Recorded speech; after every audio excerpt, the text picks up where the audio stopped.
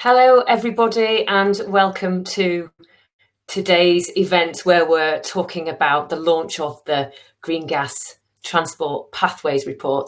I'm really pleased that you could join us today. I'm Angie Needle, I'm the Director of Strategy at Cadent, and we've been working quite hard, as many others have over the last year or so, to bring together a really great piece of work that explores the future of green gas and how that can be used to support the decarbonisation of transport. We've got a really great lineup of speakers today. So first up, we've got Dave Jones, who's Cadent's very own Sustainable Transport Manager, who's going to tee up what we've done in this project and talk about it in a little bit more detail. We've also then got Richard Riley, the Principal Consultant at Element Energy, who's going to talk you through the findings of this important piece of work. And then I'm really thrilled that David Heron, the CEO of Air Liquide, is joining us, and I'll introduce you a little bit later, David. So we'll talk about the really important work that you're doing.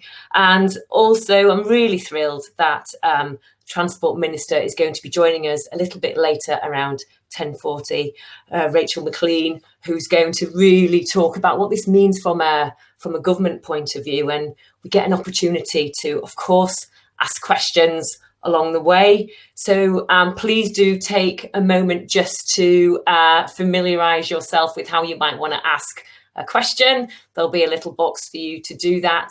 And I'll be looking at those throughout the session and making sure we prioritise and get to as many as possible.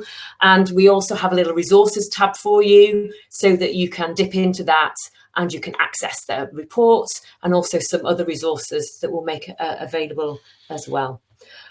Just one other thing to say is that, this piece of work has been part of a innovation funded programme. The Network Innovation Allowance has funded it through the gas distribution companies, and they've all supported this programme. That includes both Cadent, Gas Networks Ireland, National Grid, Northern Gas Networks, Scottish Gas Networks, Wales and West, and it's been overall managed by Element Energy.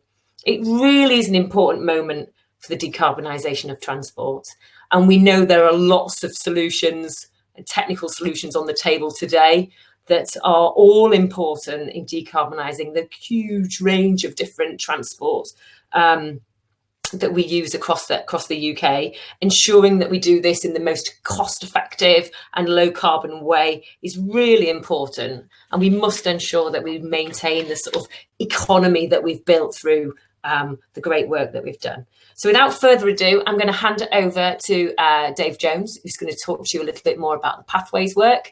And it'd be great to hear more about the pathways. Thanks, Dave. So thank you, Angie. Yeah, and I just really wanted to welcome everybody to today's webinar and the launch of the report. My session is really just to provide you with a bit of an introduction and a bit of context. So if we can have the next slide.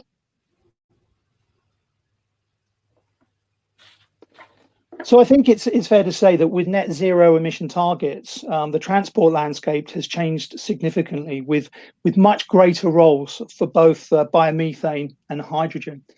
And this graphic illustrates the distribution of demand by key sectors. So we can see important roles for industry, buildings, power, and flexibility as well in the way of storage.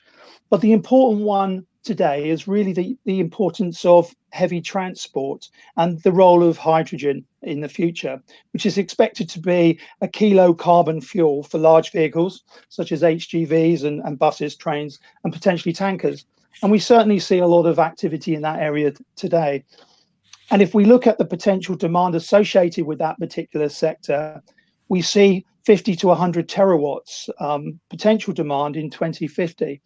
And the importance of that number is when we actually look to the bottom of the slide, we see the total potential demand. And that actual contribution is significant overall, certainly from a gas industry perspective. And we're particularly excited about the potential of transport in building demand over time in hydrogen. Next slide, please.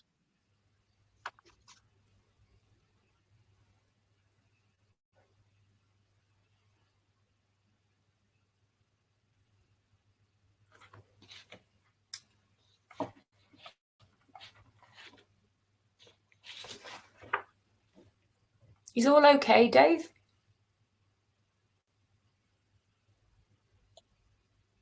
Sorry, can you hear me?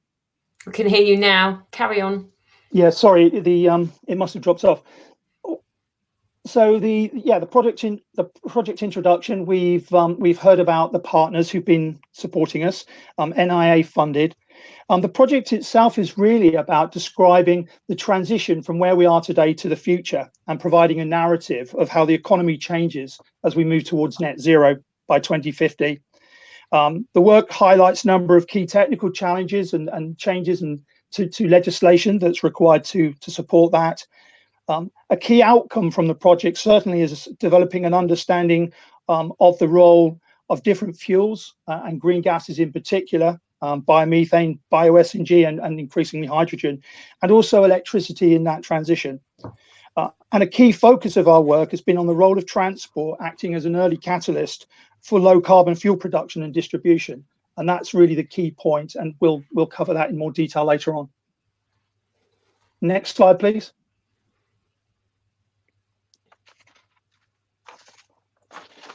So by way of a methodology, essentially the work has been developed around 5 key tasks. The first task is to look at transport transition scenarios and understanding the role of low emission fuels across different transport modes. So that's really about understanding the market. The second task is looking at the production and distribution pathways so that we understand the production and distribution of green gas and how that's derived, specifically hydrogen and biomethane. Then we combine those two to develop a net zero model and carry out modeling at an energy system scale, where we look to determine the decarbonisation pathways of not only heat, industry and power, but integrate those with transport. So we take a holistic view. And then building on that modelling, we look specifically at infrastructure and understanding the distribution and dispensing infrastructure requirements for use of green gas, both biomethane and hydrogen. And then we pull that together into a model and some key outcomes and a pathway that describes how we move from where we are today to the future. And that's been really useful in informing the current DfT Transport Decarbonisation Plan and providing a wider narrative to support the arguments that we're making around the use of green fuels, green gas in transport. So that's probably enough from me. And what I'd like to do now is hand over to Richard.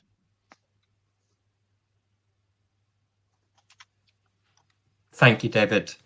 Yeah, so I'm going to be taking us through some of the major project findings. We have the next slide, please. So as David kind of hinted, this piece of work looked at the whole economy. It was a very broad piece of analysis, looking at how we can transition to net zero.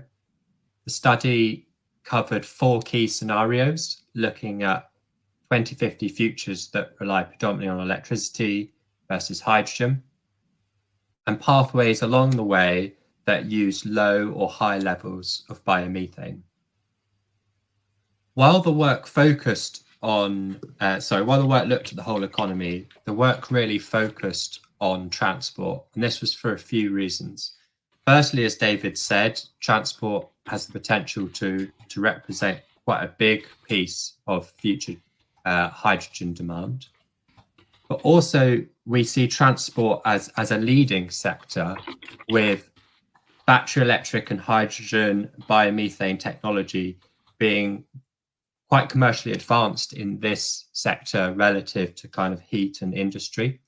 And so transport can act as a catalyst, bringing these technologies to market that then benefit the other sectors. We also see a need to build scale quickly. Small scale projects, small amount of these fuels result in very expensive projects, very expensive fuels to the final consumer. HGVs offer the opportunity to step right up to quite large scales very quickly. That brings down the cost of these fuels and makes for a much more interesting proposition for the final customer. The main focus of the study has been the high hydrogen, high biomethane scenario, and that forms the kind of focus of the final report.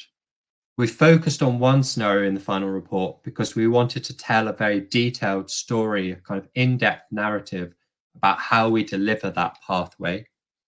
And so we've chosen to focus on one scenario while giving the kind of broader perspective of how it might compare and contrast with the other scenarios in terms of possible futures. Next slide, please. So the HGV space is a really interesting space at the moment. We're seeing really big shifts in the scale up of biomethane and in interest in zero emission fuels. The problem we see is that, especially in the long haul market, which is a focus market for biomethane and hydrogen, we've still got a long way to go through large scale commercial demonstrations, building up of sale percentages before we eventually see significant amounts of zero emission long haul HGVs in the stock.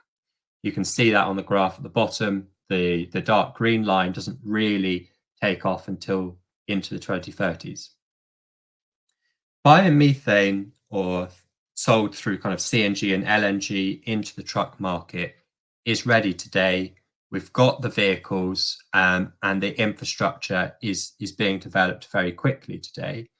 So biomethane can really start ramping up from 2020.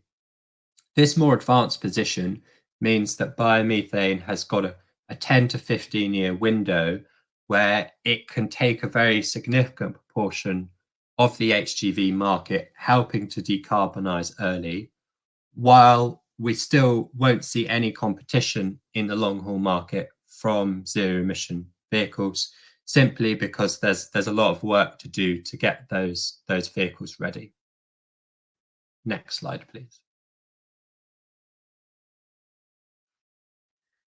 So from the outset of the work, we saw concern that a pathway that included biomethane as a kind of stepping stone onto zero emission fuels might be seen as a distraction or a risk, possibly leading to stranded assets.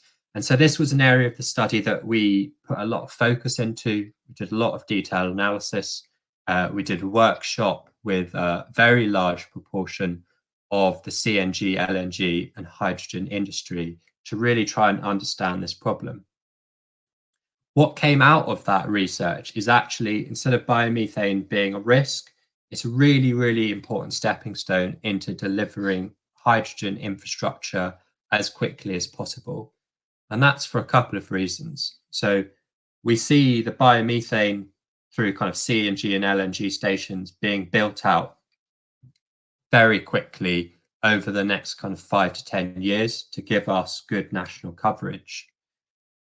The infrastructure built on those station sites can be built and used, and the investment in those paid off in the time period before we need significant amounts of hydrogen refueling.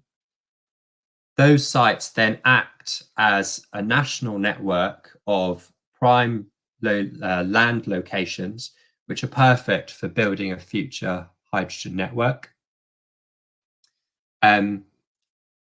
So that gives us a really good stepping stone to build that hydrogen network. It also really helps that when we come to building out the hydrogen network, there's a major challenge in putting in the investment for all the pieces of hydrogen infrastructure when there's a risk that we don't have a huge number of hydrogen vehicles. We see a gradual transition at a station level from CNG and LNG over to hydrogen. So a large CNG or LNG station with perhaps 10 or 12 pumps might initially transfer just a couple of pumps over to hydrogen. That makes it much easier to invest when the number of hydrogen vehicles is small, while at the same time very quickly giving us national coverage of hydrogen infrastructure, which should alleviate fears from operators about how they will operate hydrogen trucks over the whole of the UK. We also see it helpful for the HRS or hydrogen refueling station business case, with these kind of smaller early investments, building up the size of the HRS, the number of refueling points as the number of hydrogen trucks grows. And finally, we think it's very important in terms of the upskilling of the gas industry in the UK. We're not necessarily in a place today where we could instantly go out and build a very large hydrogen network across the UK. And so transitioning through the biomethane will allow us to learn a lot of lessons and allow us to develop an industry that is in a really good position to build out the hydrogen network very quickly in the future.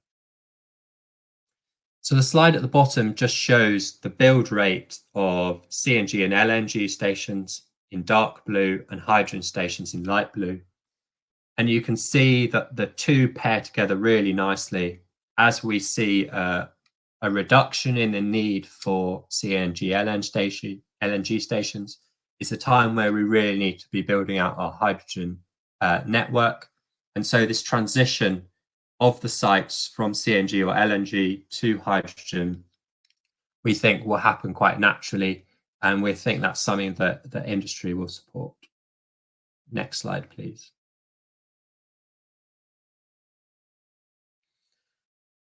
So finally, the key part of this piece of research is obviously to understand how we decarbonise the economy in the UK, and especially how we decarbonise heavy goods vehicles.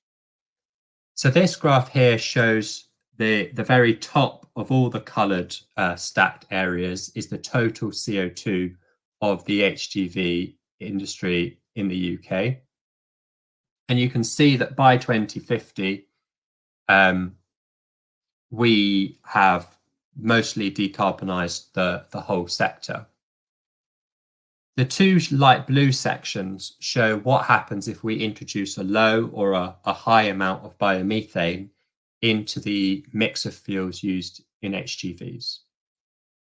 By 2050, the CO2 in a scenario where we use no biomethane versus where we use high biomethane are the same. But we know that just hitting the net zero target in 2050 is not enough. We need to transition to a low level of emissions as quickly as possible. We need to deliver, significant decarbonisation by 2030 and 2035.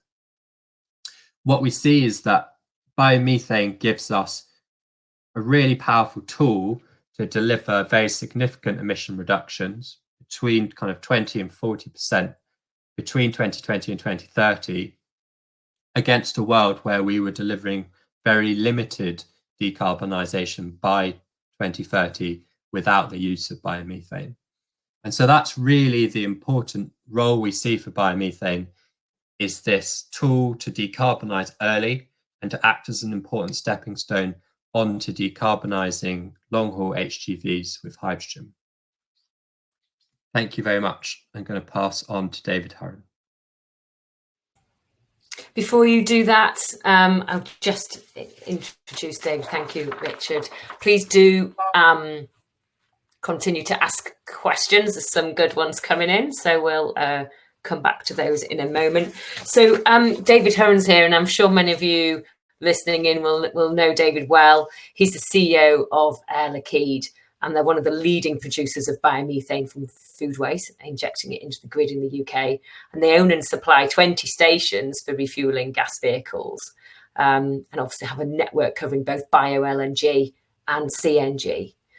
And since the start of 2019, 100% of the gas they've supplied for transport in the UK has been renewable. David's got a massive amount of expertise in this space, and I look forward to hearing what you're about to tell us, David. Thank you. Thank you for that introduction, Angie, and thank you for the opportunity to kind of join in this launch event for what I can only say is, from my perspective, a really excellent piece of work and report. So really want to give you the industry perspective, both in terms of Air Liquide as a supplier and also as operator of stations, supplier of gas, but also working with a lot of the customer base. So Lindsay, if you can have the next slide, please, just to start to give you a bit of an overview. So Angie indicated, we are in the UK. We have a network of stations. In fact, just over half of them are dedicated to trucks, and we're also producing biomethane, and we've got 10 production sites, some of which feed into the cage network, some provide into all of the other networks as well. So we see this from a whole supply chain point of view. And within our group, we're an international group, 20 billion turnover. We see this as tied closely to our climate ambitions, which is really to see how we contribute to a low carbon society. So we're very much on both the space of biomethane, where we're very active and we're investing in growing our portfolio, but also in terms of hydrogen, where we're promoting it in terms of both production and deployment into transport.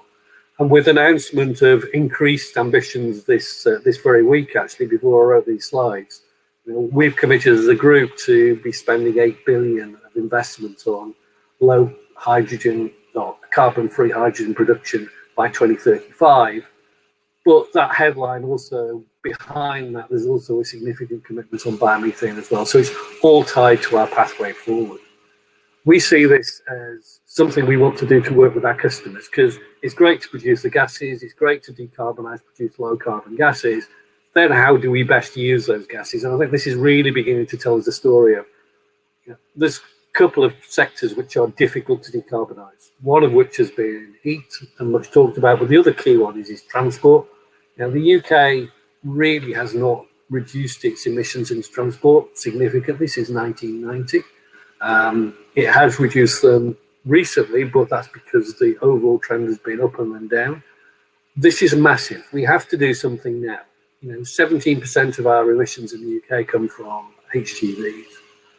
And it's really, we've done some work originally leading work stream with on a low emission freight trial, working on proving that biomethane is a functioning and reliable delivery mechanism for decarbonisation. That's really helped build momentum then. And we've seen a real rapid growth in the appetite for deployment of stations. Now, there's build-up of the larger scale stations, the permanent infrastructure, but in that momentum for change, we're also seeing deployment of mobile depot-based stations, which is helping get more and more trucks into the system. And we're seeing particularly strong desire in the retail-related sectors delivery to change. So you've got groups like Asda, John Lewis, Waitrose, have made the commitment now that they are going to be switching all of their trucks to renewable gas, well before 2030. And really what those companies are also looking for is interest in the map on what are we doing now, what can we do now, but also what's the pathways towards further net zero, and a clear narrative on how that can evolve. I think Richard and David have spelled that out really well. There's a lot more detail and information in the background of the report. So if we could have the next slide, please. So we see this as critical. We need a roadmap. We need a pathway for the evolution of investments. I think Richard talked about, there's been a lot of phraseology about stranded assets. What happens in terms of those infrastructure points. We've been on the journey of looking at building stations. We've just put in an application to build a station down in Avonmouth. We put an interim station onto the customer's depot. We're putting planning. I appreciate COVID hasn't helped, but it's taken 18 months to get to a point where we had planning to build that gas infrastructure across the road from the customer site.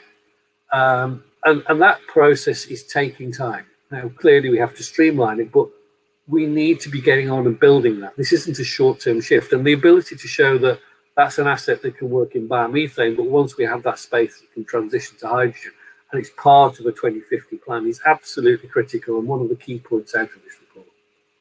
The other side from us is it's not biomethane versus hydrogen, or even biomethane versus hydrogen versus electric. What's clear is there's a place for all of these things to work, and actually we see this as absolutely critical. That biomethane now really launches us forward, and it's doing stuff by 2030, and effectively then hydrogen will evolve in the background, and we're not doing something or something. It's part of a unified approach. And critically for the UK, being able to share that message really opens the door that inward investment is possible. You know, we've got some core visions and stability here. RTFC exists and it's going to be upgraded, but the path is generally the same. There's a lot of positive policy in terms of where we sit. So I think really it's about evolution rather than revolution here. And I can say from a business that's French owned, you know, the UK has been seen as a real positive place to invest into, even perhaps in comparison to France. So it's a really strong message we've got here, and this is about carrying on how we go further faster. And I think that's the whole point, is the UK is a very different market here. We've got a real opportunity to encourage different development of additionality. I think Richard talked about how we go faster. There's a real point, there's a vast amount of organic waste that are out there that could be used as a fuel source. We've got to move that forward. There's steps that need to be evolved in that, but you know, we can bring a real focus on that. And we can see that it's not just 2050. 2030 is absolutely vital. You know, we've got massive decarbonisation targets. Carbon stays in the environment for a long time. And we can take out and make a real impact now by over the next decade, rolling the ideas in this report forward. And we see, you know, it's not exclusive. We know that there will be fuel cell electric vehicles coming, that particularly probably intermediate weights will come, but it's not straight away at the heavy end in terms of where we go. And we can develop a UK national network of refuelling infrastructure for the future. So I guess the questions then are, what's missing? Well, I think what has been missing a bit is a UK government recognition of the direction and deployment that the sector's taking. You know, great work by the gas networks, great work by some key customers in the market. There's infrastructure providers ready to move forward. This isn't being driven by asking for huge handouts. This is a real focus that the sector's bringing together. I think it needs a bit more recognition. And it's fabulous that we'll have the Minister coming to talk to us later. I think we do need to recognise that there's probably a bit more support around infrastructure planning just to facilitate the rollout of those networks. And just raising awareness that, you know, it's not all about tomorrow's world. This is here, this is now, this is deployable. This is technology that's ready for us. I think this report really will help focus and coalesce those discussions. I'm really looking forward to being part of that as we move forward. So thank you very much. Thank you, David. It's great to have your perspective of somebody who's effectively investing in this space. And so I appreciate your thoughts, and I'm really struck by your evolution, not revolution statement. And Caden, obviously as a gas network, we find ourselves stuck in these binary choices that people want to make between electricity and hydrogen, or as you say, and it really does stifle, because you end up talking about that rather than the destination, which is net zero, which, as we know, needs a lot of everything, and at pace too. So 10 minutes before the Minister's going to join us, and we've got lots of questions in the queue. So if the panellists want to put their cameras on, if that's okay, I will sort of fire some questions in your direction. So please feel free, audience, to put some more questions to us as we go. I'm going to ask one of my own first, which is to all of you, although I imagine David H, you might want to pick this one up first. So we're thinking about the sort of heavy goods market in the UK and how we evolve from the sort of biomethane, CNG to hydrogen. And I quite liked the sort of up to 2030 and then beyond 2030 as a sort of thinking. How does that align with what's going on in Europe, given a lot of the trucks go to and fro? Is it aligned with thinking there? So I think we've definitely, I don't think I've seen a document that brings together the both policies together. So I think you've very much got the streams of the biomethane and the hydrogen stuff. If we look at, say, the French market, because they were able to deploy what we call 4x2, so 2-axle vehicles as their market standard, they're probably 2 or 3 years ahead of us in terms of deployment of biomethane. So, but we're seeing very much the same story. It's a mixture of CNG and LNG. And we're only just now starting to see, you know, beginnings of trials around hydrogen, We're starting to see work in Switzerland, in France, in terms of where we go. So it's still very much, as Richard has highlighted, it's still early days, really. People are kind of finding, and there's a lot, this is a sector where people have to have things working. They have to have confidence. They have to have reliability. So it takes quite a period of time to build that level of confidence, to be regularly running, etc. So first, from seeing there is somebody running a truck somewhere, it's quite a long journey to there being, it become anywhere near a commercial scale proposition, and then actually becoming deployment to the norm.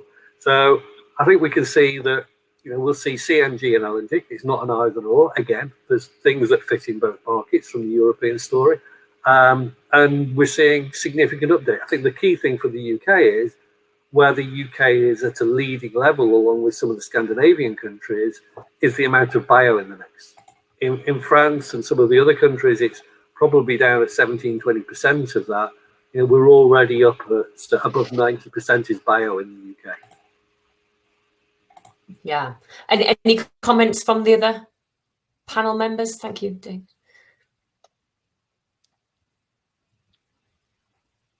Go on, Richard. No, I think it's a really, really interesting question, and obviously it's a key one to answer in terms of ensuring that the mix of fuels we use in the UK allow HGVs to travel across Europe. I know it's a key question that the European Commission, the European Parliament is asking at the moment. And I think this type of work that we've been doing can kind of feed into that discussion. I certainly think it's still an area that needs a lot more work to come to an answer that works across the whole of Europe. Yeah. Okay.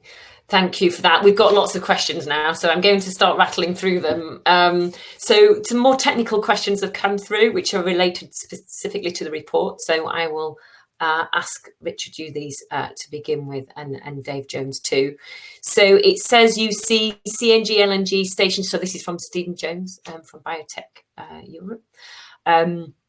So do you see CNG LNG station transitioning to hydrogen through a combination of electrolysis, power to gas or hydrogen pipeline feed, and or site reformation of biomethane? Shared infrastructure will already be in place and provide a simple transition. What's your thoughts there? Yeah, so I think we see a real mix across different locations, depending on the site characteristics. A key area that we studied as part of this analysis was the challenges of placing a hydrogen refueling station on a CNG or LNG site, just because of the size of the equipment. So a hydrogen station that is able to refuel the same number of trucks takes up more space. And these sites are located, close to motorways, obviously for ease of access, and therefore quite constrained in terms of space. So there'll be some sites that have to rely on hydrogen being trucked in the early years because of space constraints, and then we'll move on to piped hydrogen when there's hydrogen in the gas network. Other sites where the site's slightly bigger or has adjacent land that can be purchased as additions can look for a mix of on-site production, as suggested, could be reformation or electrolysis. But we really think for the big sites, so we're talking about the major hubs along the motorway. Once the hydrogen market begins to ramp up, hydrogen supplied through the gas network is the only viable option, because to look at this scale of hydrogen delivery with on-site production requires sites that are 3 or 4 times the size of existing CNG or LNG sites. And the assumption that we can kind of fit that into the current constraints around land seems a real challenge. Yeah, that's interesting. So Dave, I've got, whilst we're sort of talking about what we might need to do to sites, and Richard's mentioned the role of the gas distribution network in delivering hydrogen in volume to such locations, you tell me a little bit more about, our understanding of how feasible that is and some of the considerations that we're thinking about to make sure that high quality hydrogen gets to its destination? So no, that's a good question, Angie. And I think a couple of other things as well when we look at the use of the network is the broader context, the importance of hydrogen clusters supplying industrial demand, and then the use of the network to supply hydrogen to heat. They're all sort of building up to a wider availability of hydrogen in the gas distribution system, the gas distribution network. So there are things that have to happen in advance, and they're recognised in the report. But I think it's a fantastic opportunity. It moves towards wider availability of hydrogen, and what that does is drive costs down. If you look at the economics, that's a real key driver here in terms of pump prices and the impact that has on total cost of ownership. And one element in there that we are looking very closely at and we recognise is the challenge of managing purity. So as you know, we're working hard with a number of different partners, including leading science organisations around the UK and others to address that challenge, which we think we can do. And at the end of the day, what that results in is a pump price that makes hydrogen delivered through the network really competitive. And I think that's what's really going to drive the use of the network to supply hydrogen for transport. Yeah, excellent. And obviously that requires 100% hydrogen gas network, which requires lots of hydrogen to make that happen, which is possibly a story for another webinar, I should imagine. So with some more questions, so there's a question here from Fred Fraser at the Department for Economy. So Fred asks, while the study is focused on carbon savings, was any assessment made of the health benefits from reduced NOx levels, which is a particular concern diesel vehicles? Who can pick that one up? Yeah, so I'll pick that one up.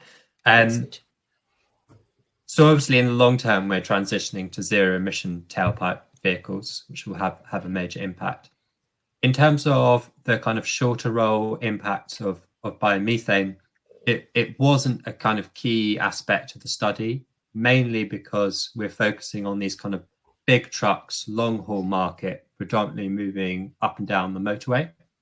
And so we don't expect these types of vehicles to spend a lot of time in cities where perhaps the exposure to NOx is a significant problem.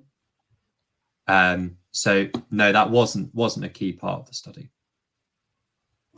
But I guess as we move through the biomethane to hydrogen, that does have quite a significant impact, does it not, on reducing NOx overall? Yeah. So once we've reached fuel cell hydrogen electric vehicles, obviously the NOx emissions will be zero. And so we see the transition to decarbonising the economy as a key pathway for also improving air quality. Yeah, excellent. All right, thank you. Let me find another juicy question for you. So Daniel Stewart, hello Danielle. So from National Grid is asked us a question. So on the chart, so I guess this is one for you, Richard, showing the emissions over time. In 2050, where do the remaining emissions come from with hydrogen and electric HGVs? Do the annual emissions include those from production methods, or is it something else? So I guess there was a bit left over in your chart. Yes, sorry. So to clarify, that the chart was looking at well-to-wheel emissions. So this is the complete emissions from the production, distribution and use of the fuel. And that is obviously important to capture the whole situation, but also is important when you're looking at biofuels, because biofuels don't necessarily give you a benefit at the tailpipe, but give you a benefit over the life cycle of the fuel. And so what's remaining in 2050 is CO2 from production. So that is based on BEIS projections for the carbon intensity of hydrogen and electricity production in the UK. There are other scenarios proposed by other actors who think that actually those markets will be decarbonised further by 2050, and so that will be much closer to zero. But what we know is that by 2050 we will be very close to or at zero. And Angie, just one point on that. I think it is important to understand the well-to-wheel performance, as Richard's indicated. We are now working with low CVP and others to develop an updated model of well-to-wheel emissions for hydrogen vehicles versus the alternatives, and that will consider the various and the alternative hydrogen production pathways, which I think is important. And some of the questions have mentioned, obviously, the use of electrolysis, reformation, reforming methane with CCS, and potentially bio solutions as well. So actually understanding where these emissions occur over the full chain is really important. And the data and the factors that are used today are probably out of date. So one of the pieces of work we're leading now, and we're encouraging others to support, is this closer look at the use of hydrogen, and in particular analysis of the well-to-wheel emission performance, taking account of all the production pathways. Thank you for that. Thanks, Dave. So I've got a good question from Mark Livingston. Morning, Mark. And we might have answered it a little bit, but I'm going to ask it anyway, because I think it is quite a crucial point, which is, we mustn't gloss over how easy we've made it sound to say, you just go from biomethane to hydrogen, easy peasy. We know it's not going to be easy, right? We know there's investment decisions to be made, space constraints, technical issues. So, how easy is it going to be really? What are going to be the challenging things that, from just thinking about how that transition might happen and some of the moving parts? And David H., I wondered if you wanted to start off with that. And whilst you do that, I'll just find out where our minister is. No, that's absolutely fine. Look, and I agree. And it's going to be, you talk about the fact the availability of fuels as well in terms of where it sits. It will probably evolve differently in different parts of the country. And I think that's the whole point. Is the first thing, though, is, and this becomes one of the topics that becomes a debate in terms of, I see a lot of it in the renewable space. We, to some extent, get a little bit worried about how the fine details going to work of something that's going to happen in 10 years' time. And actually, that becomes a reason not to do something now. So I think the key part here is that we can do that. I think there are technical challenges, and I think Richard's done a lot of work as well with David, looking at different size sites, how that will be. I think he talks a little bit about how we would change some lanes. Obviously, we will need to look at then how that fuel's delivered to those sites in terms of networks, etc. And maybe some areas, if you look at the work in terms of HyNet that's been developed by Cadent in terms of the Northwest, there's an evolution of a hydrogen grid that will sit alongside of gas. Those transitions will have to be looked at and managed. To say we have the specific answer for a specific site today, no. Do we believe we have the tools and technology and capability to manage that transition? And the resounding answer is yes. And I think we just have to find the economic solutions that will fit with that for every given site. Excellent, thank you. And I think it's interesting because one of the other challenges that we also have, and the minister is here, so we're just getting her in the room, so to speak, is oh, is that you? I heard a chuckle. Not quite sure she's there. No. Okay, I'll keep asking this question of you guys. So tell me a little bit more about the transport, the HGV manufacturers themselves.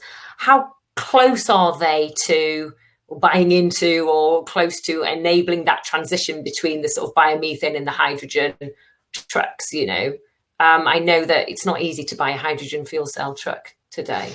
Where are we there? Who do you want to answer that, Angie? Yeah.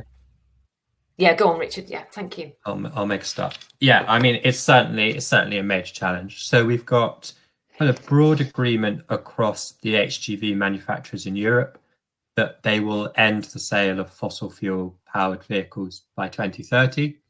That was announced a couple of months ago.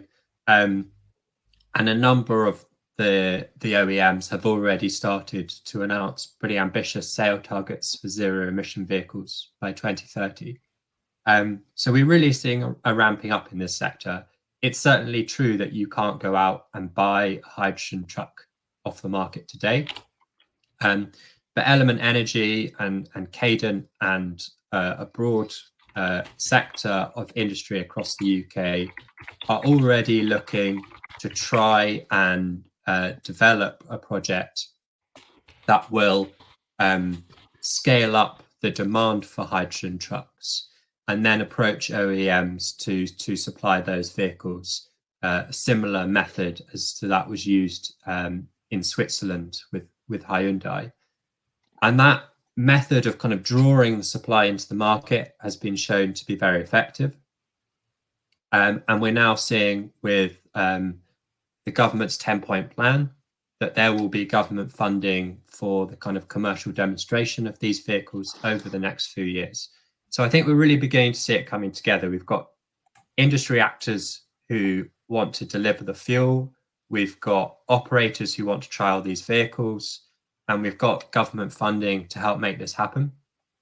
And so I think in the next couple of years, we'll move from a situation today where we haven't seen a hydrogen truck driving around on British roads to very quickly having trialed the technology and really being able to expand our understanding of how all of this works from a practical perspective. Thank you. And there's lots of challenges, isn't there, for investors in their own trucks and rolling stock to have that certainty that they're investing in things that actually have a shelf life when it comes to the evolution of the transition, and that's quite a hard thing to plan for. So we're just, unfortunately, the minister's having a few issues dialing in, but hopefully she'll be with us shortly. Whilst that's happening, let's ask let's have a chat about what government needs to do, sort of warm ourselves up for that. So where we are today, and the report's really helpful, right? It sets out some clear things. But from your perspectives, what's your view on the key things that government can do, or what we can do to support government in pushing this along a little bit? David H, do you want to start? Yeah, look, I think as tried to allude to a bit, I think what we've not seen is we've seen a little bit in terms of HGVs, the government sitting on the fence.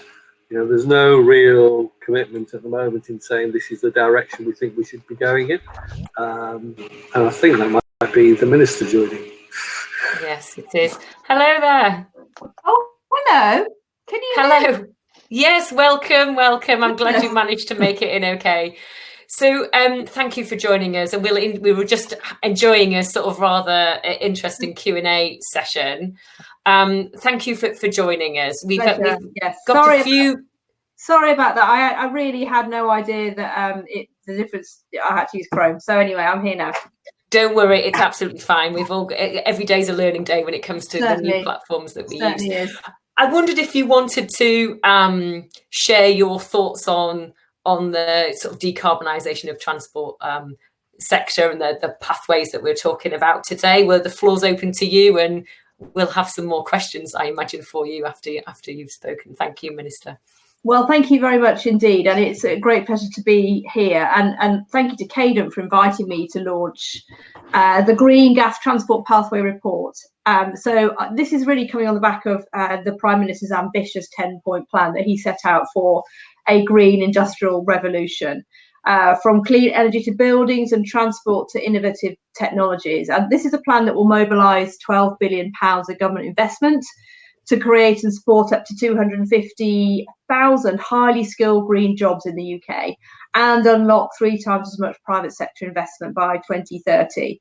And as you set out, decarbonising transport is a key pillar of the plan. So we're moving very fast in government. We are phasing out the sale of new petrol and diesel cars and vans by 2030, and that's 10 years earlier than planned. And from 2035, all new cars and vans must be zero emission at the tailpipe. This will significantly reduce carbon emissions to safeguard our planet, reduce harmful pollutants in our towns and cities, create opportunities for our economy, and boost our mission to level up across the country. So obviously, alongside these phase-out dates, we recognise that support needs to be put in place. And so we've pledged a further £2.8 billion of measures, which will provide that support to industry and consumers to make the switch to cleaner vehicles. And we have already made substantial progress in developing zero emission cars and vans. Battery electric car registrations increased almost threefold in 2020 compared to the same period in 2019. Last year, the UK was actually the third largest market for ultra low emission vehicles in Europe, and it's a global leader in their development and manufacture.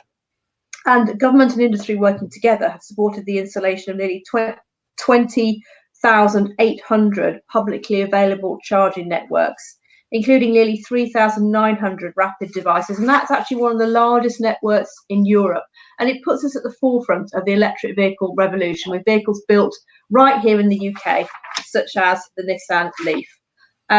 Building on these achievements, we're now ready to turn our attention to the next piece of the transport decarbonisation puzzle, which is heavy goods vehicles. The UK's road freight system is one of the most efficient in the world, and it's vitally important to our economy. And it facilitates the smooth transportation of goods. We know it also contributes to harmful emissions. So given it is the largest contributor to domestic transport CO2 emissions in the UK after cars and vans, it's essential we tackle emissions from this road freight sector to meet our net zero target. So I'm delighted that we've launched an industry competition with £20 million of funding to trial a range of zero emission technology for HGVs, from pure battery electric to hydrogen fuel cells. So I want to see the UK at the forefront of developing cost-effective zero-emission HGVs and their refuelling infrastructure.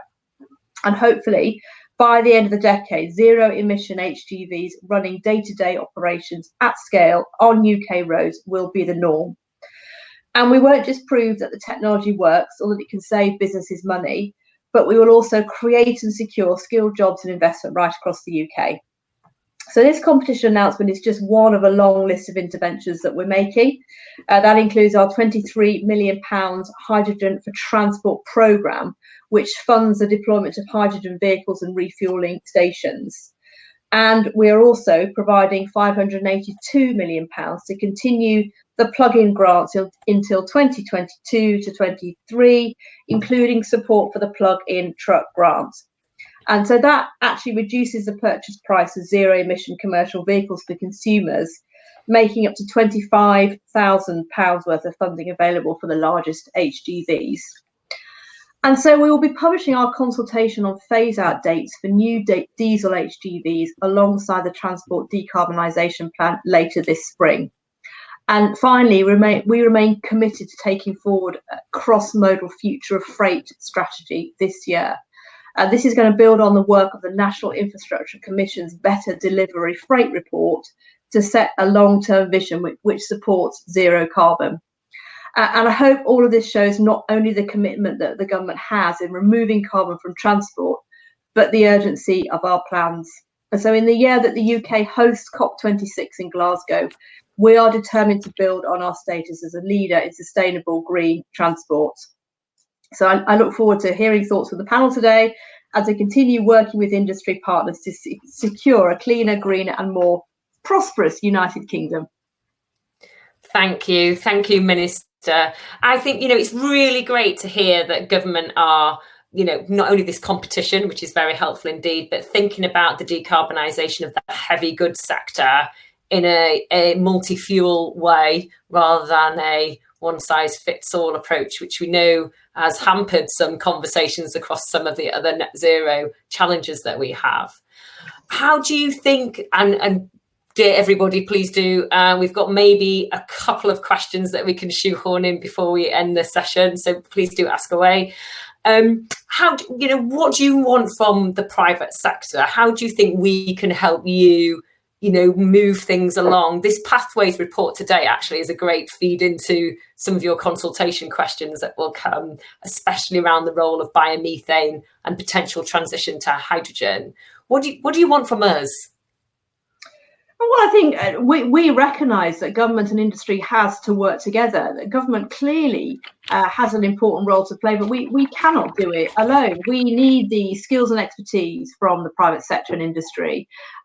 We need the great innovative brains that the private sector has in abundance, especially here in the UK. We need that cooperation, that harnessing of the skills and talents from academia as well, and the way that they play into this whole debate. So, and of course, we need the investment as well, because you all, I'm sure, will fully understand the pressures on the public purse as we focus on rebuilding our economy for everybody after this pandemic.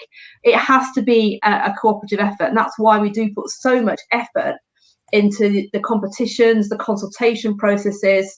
I work continually with industry, including events such as this, but many others, to make sure that we're taking into account those views, that we are listening, and that we build those partnerships. So, thank you very much for this opportunity. It's vital. Yeah, thank you. So what I'm going to do now, Minister, I'm going to ask the panel if they've got any asks of government in this particular space as we wrap up their session today. So David from Eliki, please do ask away. I think there's some real positives in terms of there's a lot of positive framework in place in terms of, we've talked about RTFCs. There's a lot of things that are driving and with investment. Speaking as from a French multinational, we can see opportunity. I think my question is that sometimes there's a lot of talk about just zero tailpipe, and actually, how do we engage in a debate which actually is what we can do now? This report's very much about deliverables to 2030. And how can we really engage with the department in the best way to share that message that there's some positives and real success stories out there for the UK, and how we can show more of that, because we grew 78% last year on renewable gas into trucks, and how do we continue that pathway? Thank you, David. And Richard, have you got anything?